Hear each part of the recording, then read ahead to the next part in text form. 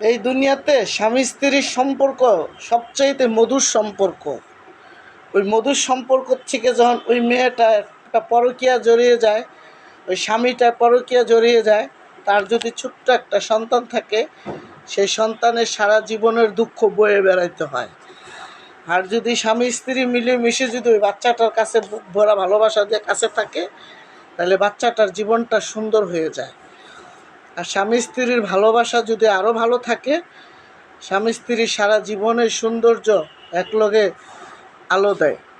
তাই বলছি বোনেরা, কোনো দিন কাউকে পরকীয়া জড়াবে না। যে স্বামীটা পাইছো, আল্লাহ তাআলা যেই নেমতের স্বামীটা দিছে, তাকে নিয়ে খুশি থাকো, শান্তিতে থাকো। ছেলে মেয়ে হয়ে গেছে, শ্বশুর শাশুড়ি হয়ে গেছে, সবাই ভালো থাকো।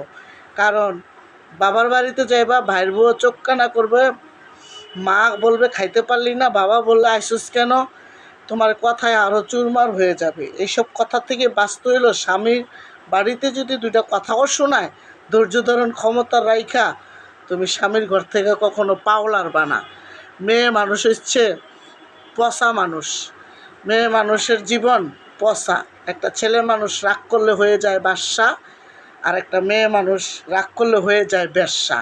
তুমি যদি রাগ করে বাইরে যাবে না, তোমার আশেপাশের দেবররা তোমাকে ভোগ করতে চাবে, ভ্রমণের মতো খালি ঘুরবে মধু খাইতে।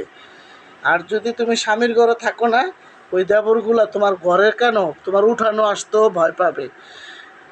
মনে রাখবা বোন, স্বামীর মতন আগলে রাখার মতন এই দুনিয়াতে কোনো মানুষ তৈরি হয় নাই। একমাত্র স্বামীই পারে তোমার জীবনটাকে সুন্দর করে রাখতে, আর তুমিই পারো তোমার স্বামীর ঘরে তুমি থাকতে সুন্দর করে। তাই বলছি, কখনো স্বামী স্ত্রী ঝগড়া লাইগা ঘরতে বেরিয়া ভুল সিদ্ধান্ত নিবা না, স্বামীর ঘরেই